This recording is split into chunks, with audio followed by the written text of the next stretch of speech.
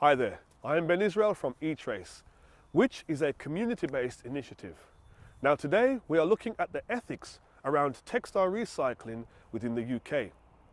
Now I'm here today at the head office of the biggest textile recycling processor in the UK, Kettering Textile, which the Salvation Army charity acquired back in 2012 for the sum of £10 million or so. Now the Salvation Army has many corporate partners, which include Tesco, Morrison's and the Co-op, who without question give their support to what is supposed to be a charitable organisation. In fact, behind these doors, all is not what it seems. From our research and investigation, we have pieced together a picture of this long-standing organisation who is obsessed with growing its market share of the lucrative recycling industry. Now you may be confused about hearing the word market share being attached to a charity, but believe me, this is exactly what this organisation is all about. Now behind these closed doors, there are several organisations who work here, and in one way or another, they are connected to the parent charity, the Salvation Army.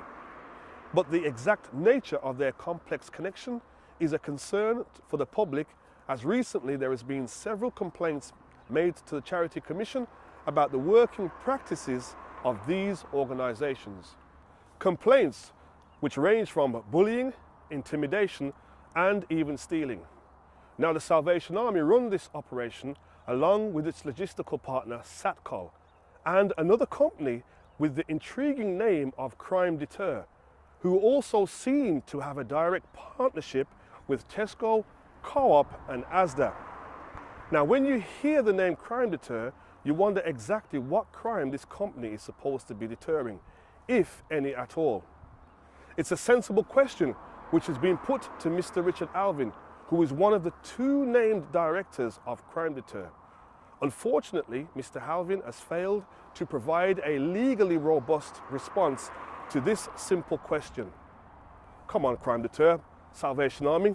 It's more likely that the directors of these companies are manipulating the good name of the charity and thus the public perception. And you, as members of the public, may well rightly ask, where is our proof? Well, here's one of the proofs.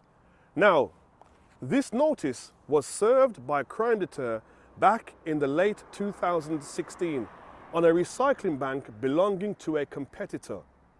Now, as you can see, this is a Crime Deter notice which claims that it is working with the council in regards to this enforcement action of where Crime Deter, through this notice, were instrumental in not only, one, removing its competitor's recycling bank from that particular site, but also later selling this recycling bank to a local scrap dealer without any paperwork, which in itself is a breach of the law which governs the scrap metal trade.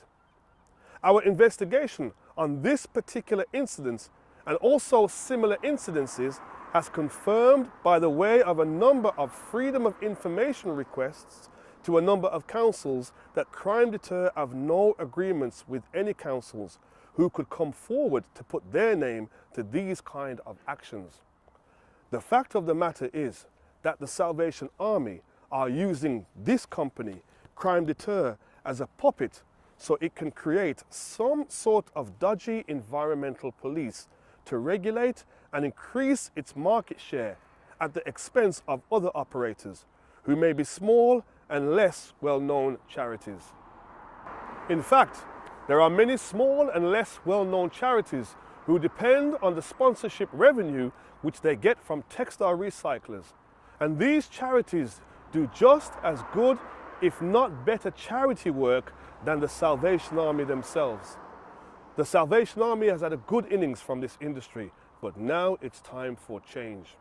Supermarkets such as Tesco, Morrison's and Asda, as ever good practitioners of competition and innovation, should not only give a chance for small, less charities to shine with their recycling banks, but they should actively encourage diversity with charities and community groups which reflect their values of promoting community integration by way of having a diverse recycling community as opposed to supporting a behemoth or monopoly like the Salvation Army with its questionable ethics.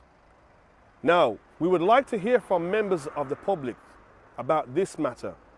You can contact us through our social media or via our website www.etrace.org.uk.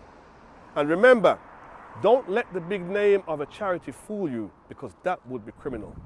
This is Ben Israel reporting to you from etrace.